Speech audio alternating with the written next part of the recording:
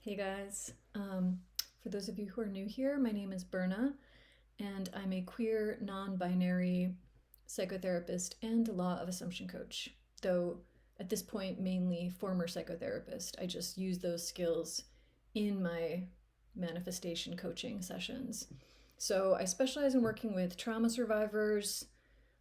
So if you are feeling just like you don't know what to do, you don't know why you can't manifest when other people can, I would love to work with you. So if you want to book a session, the link will be in the description box below. Okay, first of all, I just want to say that I know that the holiday season can be a really challenging time when we don't have what we want, especially if it's a specific person, right? Especially if it's a romantic relationship. It can just bring up a lot of feelings of like, but why? Why is this taking so long? Where is my person? I just want to have a perfect holiday with my person. So, we'll do a little visualization about you and your person being together at the end of this. But for the moment, I just really kind of wanted to address um, sort of like the addictive nature of the old story, right? Why is it so hard for us to disidentify from the old story, by which I mean the negative story of our life, right? Basically, our negative history. So, if you're someone who thinks to yourself, like, I've had a really rough childhood, I've had a really terrible life of struggle and pain, that identity is keeping your manifestations from you. And I know a lot of people just kind of want to like cling on to that and they're like, okay, yeah, I sort of want to like still have that identity of like everything's hard and terrible and I still have everything I have everything I want, right? But it doesn't quite work that way, In order to have what we want, we really need to just like move away from that and disidentify from it. Like, that's not me. That was never me, right? And, I don't know if you've noticed this, but it's really clear to me that in our society, and I think I've mentioned this before in other videos, but there is this sort of way that suffering is seen as like good and beautiful. Um, this is especially true in religion, right? I mean, I was raised Catholic and suffering was seen as like almost a kind of currency. If you're suffering, you can like give it to God and then God will give you something that you want in return. It doesn't make any sense. Or you can use your suffering to make someone else get better, right? So, but I also just I see this in movies all the time where it's like, "Oh, if I hadn't gone through all those terrible things, like I wouldn't be the person I am today," or all this terrible stuff led me to finally having my dreams come true. But once we learn about law of assumption, it's like that stuff is not true. There is no value to suffering. So this kind of video was inspired because I had a client ask me like, why does it feel so good to think negative thoughts and feel really bad about reality and to feel really bad about myself? Like, why does that feel good? Why do I want to do that? And part of it is just like our brain loves what's familiar. So it's just going to go back to it again and again, right? Because to our brain, what is familiar is what is safe. We didn't evolve to be happy, we evolved to survive. So that's why our brain always wants to like either focus on negative things from the past or negative things in the future, right? It's kind of like doing that. And then we end up in a state of anxiety and depression, and it just keeps feeling worse and worse. But another reason it feels so good to think negative thoughts or to complain is that in that moment we do get a burst of dopamine, but it's very short lived and it's really not worth it. So, people love it, right? Oh, like it feels so good to vent. I just need to vent for a minute. And what we don't realize is a lot of times we're venting to ourselves in our own mind. Like it's just going nonstop 24/7, right? Or maybe we're replaying arguments and like, oh, but this time we know just the right thing to say. Or like, this time I would have told them off. Or like, maybe I would have broken up with them so they didn't have the chance. There's some element of that, which is a state, right? And I think when we think about changing states, we're not talking about emotional states necessarily. We're talking about states of consciousness. So every state of consciousness has its own set of thoughts and beliefs that go with it. So, for instance, if I'm in a state of disappointment, yes, I'm going to feel a certain way in my body, like there is an emotion associated with that, but more so, like what's causing that emotion, right? It's all the thoughts and beliefs that are going with it. So if I'm in a state of disappointment, I'm thinking things like, oh, this, I never get what I want. I can't. Why me? Why is this happening to me? This is terrible. This is awful. I hate this. See, I knew nothing good would happen. I knew I'd be let down. Everyone lets me down, right? There is this narrative that is playing when we're in a certain state of consciousness. So that's why affirming is one way to shift out of that, because we're just, basically thinking to ourselves, like, okay, what would I be thinking if I was in the state of consciousness I want to be in? Which, in this case would be we want to shift to a state where we're feeling proud about ourselves. We're feeling thankful and appreciative of our entire 3D reality and everyone in it. So then I'd be thinking thoughts like, in this new state of consciousness, I'd be thinking thoughts like, wow, everyone's so kind to me. Everything's always getting better. I'm just like loving my life. I'm loving myself. I feel so proud of myself. I feel so good about everything that happens.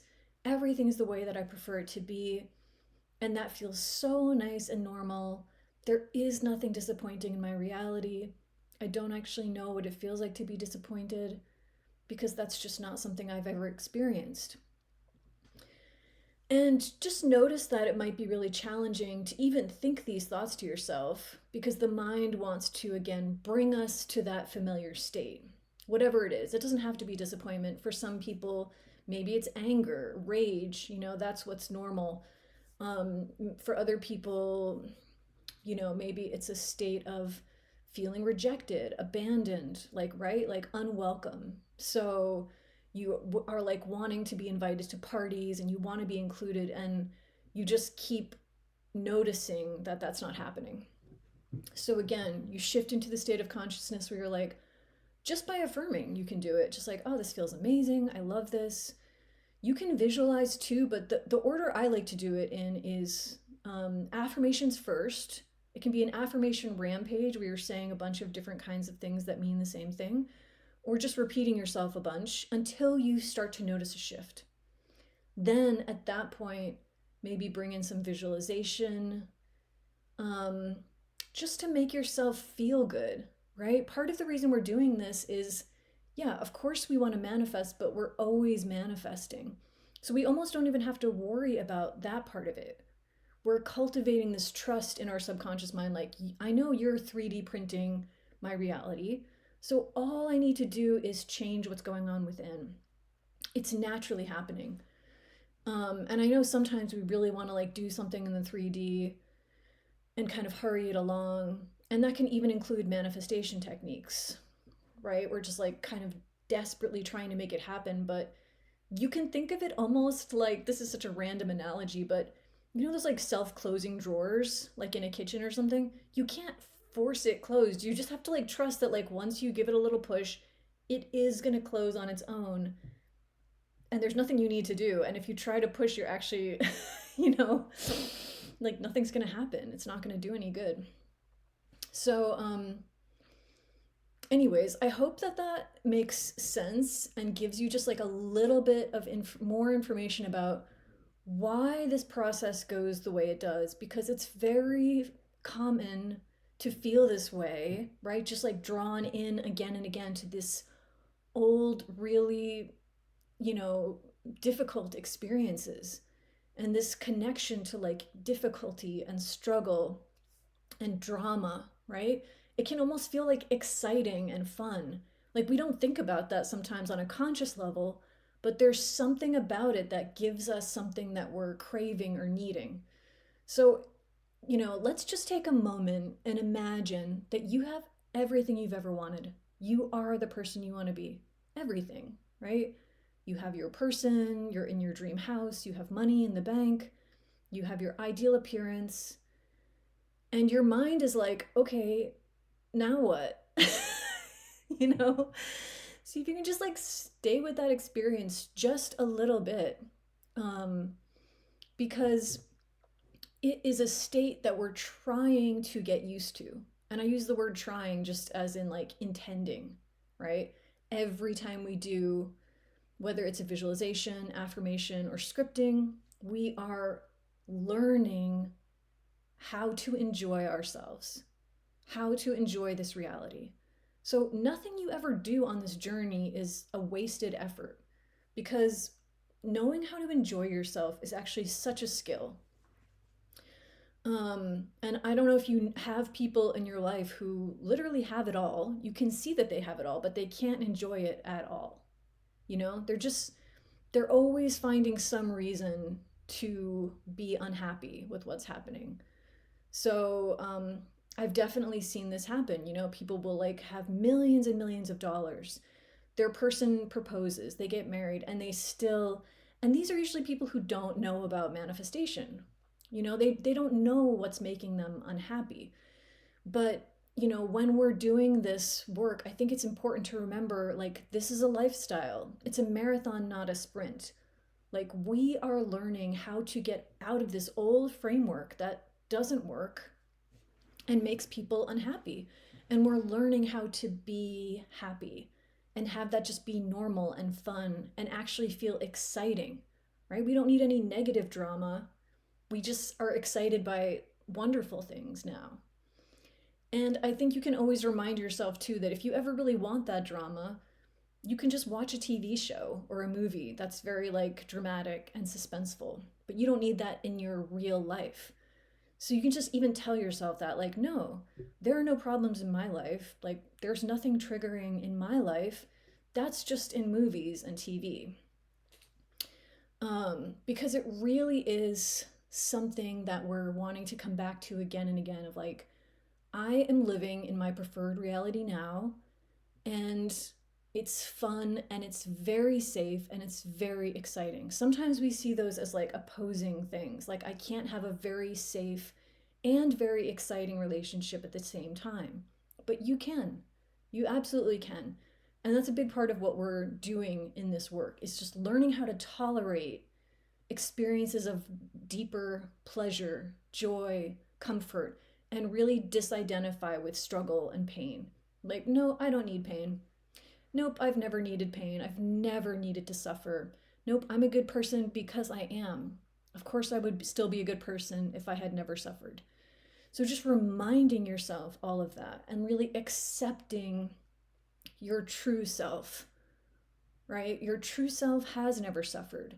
Your true self, is always manifesting everything you want effortlessly, naturally. So, you're just shifting into that. Yeah, I intend that that makes sense. And let's just do a quick little visualization of you being with your person for the holiday of your choice. And again, we're just going to do this just to enjoy the experience. And you can absolutely also affirm, oh, me and my person are spending the holidays together and it's incredible and it's amazing.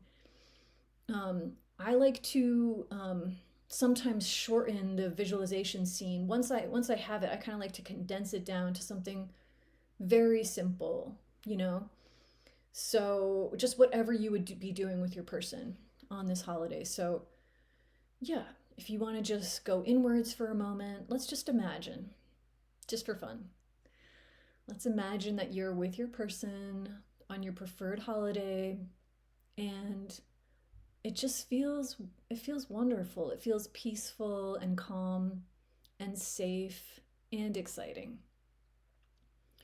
And you can just notice all of the details that would be happening, right? Smells, sounds, textures, right? Maybe you're holding like a glass of something. Maybe you just imagine you're just like hugging your person. Maybe you're both in the middle of cooking together.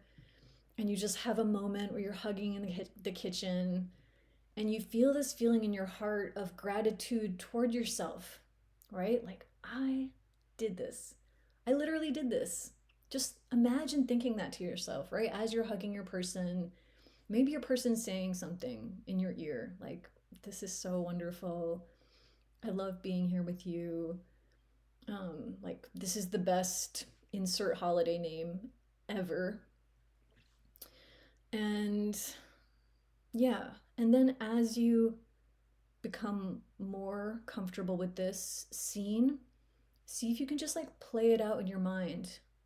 Every time you think of your person, just imagine this scene, right? You can imagine again like how it feels to be holding your person, um, just, feeling their warmth, the way they smell, just adding in those details. It makes it so much more real to your subconscious mind, which then allows it to, outpicture into your 3D reality. So I know that helped you guys. Thank you so much for all of your lovely comments and for subscribing and sharing this content. We love to, help people on their manifestation journeys, me and Claire. And yeah, that's why we're here for you guys. So, yeah, again, feel free to book a session if you want. And have a wonderful week. Okay, talk to you later. Bye now.